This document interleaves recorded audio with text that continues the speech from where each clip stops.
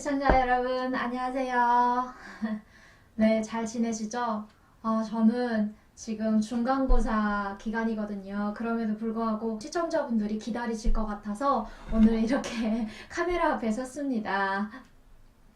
오늘 제가 여러분과 함께 나눌 주제는요, 종교에 대한 것인데요. 북한에서 제가 알고 있던 종교, 그리고 대한민국에 와서 알게 된 그런 종교들, 네, 대해서 알려드리도록 하겠습니다. 네, 여러분 과연 북한에 종교가 있다고? 많이 궁금해 하시는 분들도 있을 테고 되게 놀랍게 생각하시는 분들도 계실 텐데요. 북한에 사실 평양에 가면 교회가 있어요. 이거는 정말 관광객들을 위해서 그냥 보여주기 식이라고 보시면 될 것 같아요. 그래서 이제 제가 뭐 호주에서도 살다가 왔었고 또 여행도 많이 다니고 해서 외국인 친구들을 만났는데 그 중에서 친구들을 만나다 보면 북한에 갔다 왔는데 자기 종교 투어를 했다. 그래서 평양의 어느 교회에 가서 정말 하나님께 기도를 하는 분들도 봤다. 그런데 네가 말하기는 종교가 없다고 하는데 나는 직접 보고 왔다라고 하더라고요. 네. 북한에서 종교를 투어를 했다고 해서 그게 종교가 진짜 존재한다라고 믿는 그 사람들의 그 의식 수준에 많이 놀라기도 했었고, 어떻게 그거를 믿을 수가 있지? 라는 질문도 해봤었고, 네, 참 암담했습니다. 여기는 여러 가지 종교가 있잖아요. 뭐 불교, 그리고 기독교, 천주교가 있는데 북한은 그 종교의 신이 김일성, 김씨 가족이잖아요. 그런데 어떻게 다른 하나님, 다른 신이 존재할 수가 있어요. 그래서 그 친구한테 이렇게 말했던 것 같아요. 그 김씨 가족이 하나님인데 어떻게 다른 신이 존재할 수가 있냐고. 네가 교회를 갔을 때 하나님 외에 다른 신이 존재하냐고. 그랬더니 이제 네, 그냥 북한을 한 일주일 정도 보고 와서 북한을 안다. 나는 이런 거를 봤다라고 해서 그걸 믿는 것 자체가 저는 그냥 그 사람의 사고 수준이라고 생각을 합니다. 그래서 오늘 주제는 종교입니다. 종교. 제가 저번 영상에서도 막 밖에 나와가지고 종교를 믿으세요, 하나님을 믿으세요 라고 하면서 그 다른 사람의 믿음은 강개치 않고 자신의 믿음을 전파하는 그런 분들이 약간 예외적이다. 그리고 이거는 좀 다시 생각해 봐야 될 문제가 아닌가라는 거에 대해서 이야기를 해봤던 적이 있어요. 그래서 욕도 조금 먹었고, 저는 사실 북한에서 종교, 기독교, 천주교, 불교 한 번도 들어본 적이 없어요. 그런데 제가 집에 있을 때 우리 할머니, 할아버지가 지하실이 있어요. 저희 집에 땅집이어가지고, 땅집은 이제 여기서 말하면 주택이죠. 그 주택에서 살았었는데 저희 집에는 지하 창고가 있었어요. 그래서 이렇게 밑에 한 3m 정도, 4m 정도 파고 그 밑에 창고를 넣고 거기다가 음식을 넣어서 신선하게 먹을 수 있게 보관하는 창고였거든요. 근데 그 창고에 들어가셔서 새벽 5시마다 향불을 켜놓고 기도를 하셨어요. 근데 그게 이렇게 무슨 아침부터 이렇게 드리는 게 기도라는 단어조차 몰랐었고요. 지금 와서 생각해보면 그게 기도였던 것 같아요. 이제 여러분이 제가 한 2주 전, 3주 전에 올린 영상을 보면 저희 가족에 대해서 처음으로 이야기한 영상이 있는데요. 저의 어머니는 정신 환자이셨어요. 그래서 22살에 결혼을 하셨고 또 29살에 정말 어린 나이에 정신 환자가 되어서 정신병원에 10년 동안 들락달락 하시다가 39에 돌아가셨는데요. 그 어머니를 위해서 저희 할머니, 할아버지는 늘 기도를 했던 것 같아요.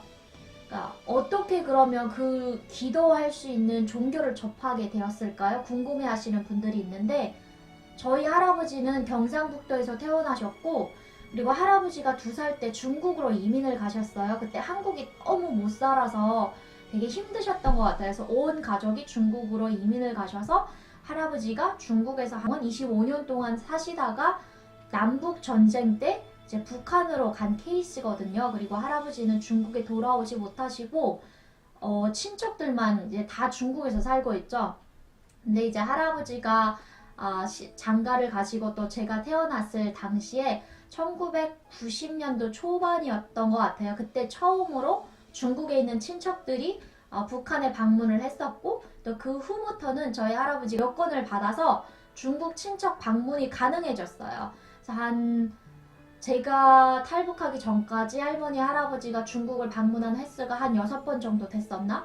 그러다 보니까 저희 할머니 할아버지는 바깥 세상에 대해서 조금 알고 계셨어요. 그러면서 할머니 할아버지가 이렇게 왔다 갔다 하고 중국 친척들 만나다 보니까 그때 아마 종교를 접했던 것 같아요.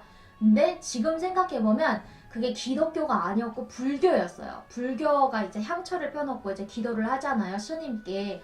그러니까 그런 방식으로 저희 할머니 할아버지는 매일 5시 일어나셔가지고 지하 창고에 들어가서 이제 향초를 켜고 우리 딸의 정신환자 병을 고치게 해주세요 라고 계속 기도를 했던 것 같아요.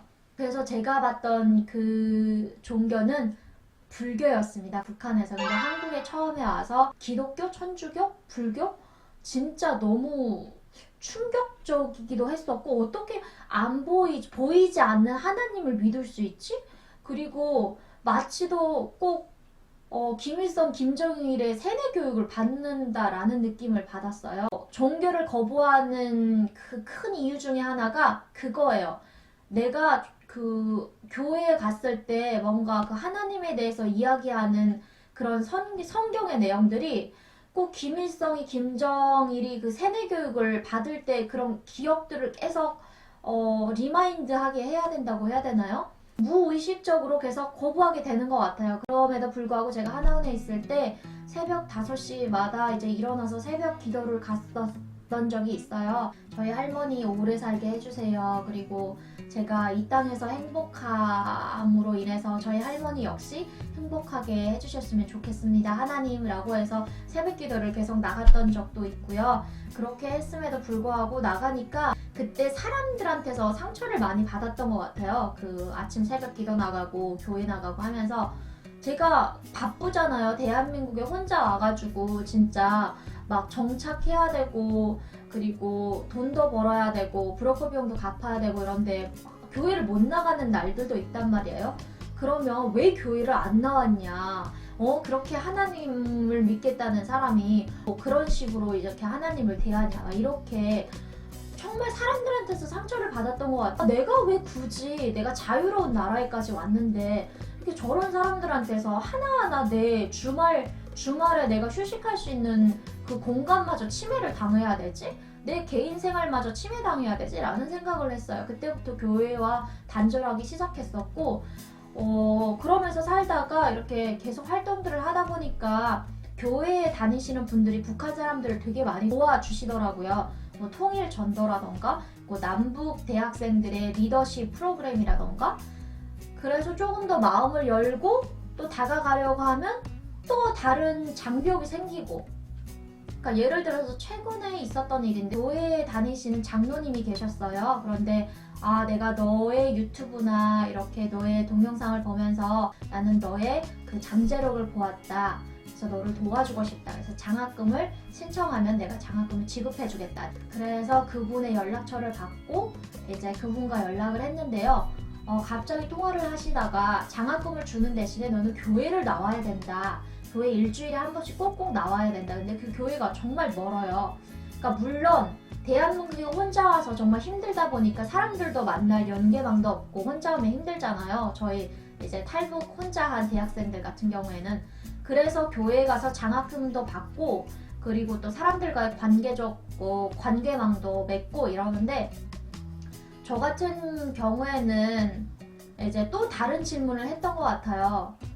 저를 정말 진심으로 도와주고 싶고 4학년 졸업할 때까지 제가 리더로 될 수 있게 그런 마음을 가지셨다면 굳이 꼭 교회를 꼭 나와야지만 줘야 된다는 소리를 꼭 해야만 했을까? 제가 교회를 가서 설교를 듣다 보면 우리 하나님은 조건 없는 사랑을 하신다라고 이제 설교를 하세요. 하나님이 정말 조건 없는 사랑을 하시면 그런 조건이 있으면 안 된다고 생각을 했어요. 그리고 저도 그 전화를 받고 정말 많은 생각들을 했던 것 같아요. 한 달에 30만 원씩 4학년 졸업할 때까지 장학금을 받으면 많은 경제적 도움이 되고 제 공부를 집중할 수 있게 되고 또 그거를 통해서 다른 저 자신을 이제 개발시킬 수 있잖아요. 그럼에도 불구하고 저는 그 조건을 거부를 했는데요. 왜냐하면 하나님은 조건 없는 사랑을 하신다라고 해놓고 저한테 교회를 와야지만 장학금을 준다라는 것 자체가 또 너무 모순적인 것 같습니다. 그리고 이런 하나의 조건들이 하나님이란 신을 모욕하는 그런 행동들이 아닐까라고 생각을 합니다. 그래서 저는 이러한 장학금 조건을 거부하겠습니다 라고 메일을 넣었습니다. 그래서 제가 생각하기에는 정말로 하나님이 조건 없는 사랑을 하시고 진짜 저와 같이 그래도 조금이나마 하나님을 믿고 그리고 이렇게 종교에 대해서 조금이나 오픈마인드를 가진 사람들에게는 그런 조건보다는 진짜 정말 성스러운 하나님의 설교를 해야 되지 않을까, 그리고 하나님의 전도를 해야 되지 않을까라는 생각을 했던 것 같아요. 하나의 독재적 종교가 존재하는 북한에서 살다가 남한에 와서 여러 가지 종교를 접하게 되면서 제가 겪었던 경험담에 대해서 오늘 이렇게 이야기해봤습니다.